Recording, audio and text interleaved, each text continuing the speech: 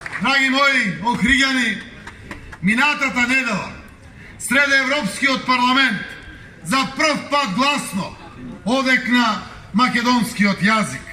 Јас бев неизмерно горд и трогнат од тој историски момент. Морам таа среќа да ја споделам со вас. А сигурен сум дека и вие, како потомци на Прличев, не останавте равнодушни кога чувте македонски јазик како ечи во пленумот на европската демократија. Тој ден во Страсбург го навестивме интегрирањето во големото европско семејство на кое од секогаш сме му припаѓале.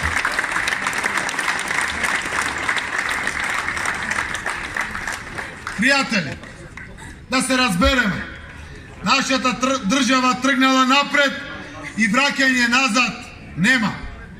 Пред нас се Европската Унија и НАТО.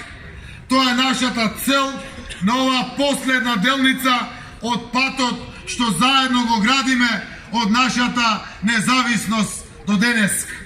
Тоа е нашата иднина и наш избор, а вашата одлука на 30 септември ќе биде да го безбедиме конечно нашето место во Европската Унија и НАТО.